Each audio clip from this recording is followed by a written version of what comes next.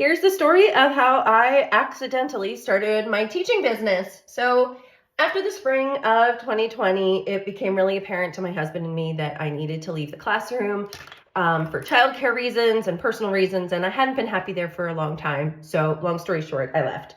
But times were really uncertain, so my husband and I decided that as long as I could find something that would allow me to get the girls on and off the bus, I would take it until we sort of figured out the next step. And I found something and I loved it. It was wonderful, but the pay was awful.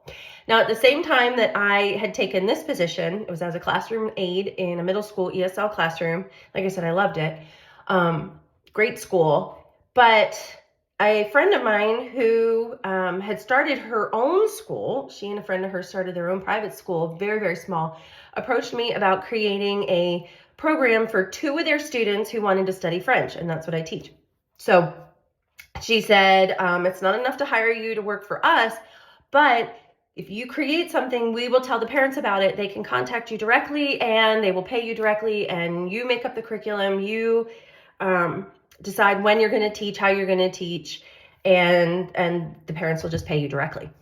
And I thought, well, I have no idea what that would look like, but I jumped in and did it. I'm actually really good at it and I enjoyed it. Now, when I first started, I way undercharged and over-delivered. I have since corrected that, but that was 2 years ago. And I decided to make a post and let people know that I was a teacher for hire.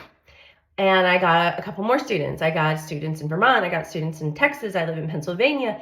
Coming to me, I got some adult students, which I wasn't even on my radar. Actually, none of this had ever been on my radar when I left the classroom.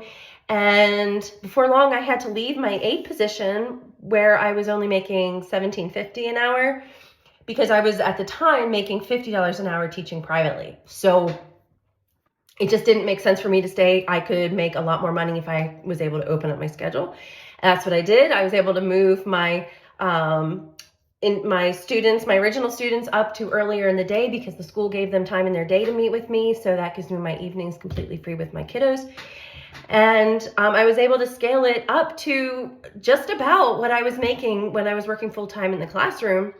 And that was before I even knew how to charge. So since then, I have learned a ton about how to do all of that.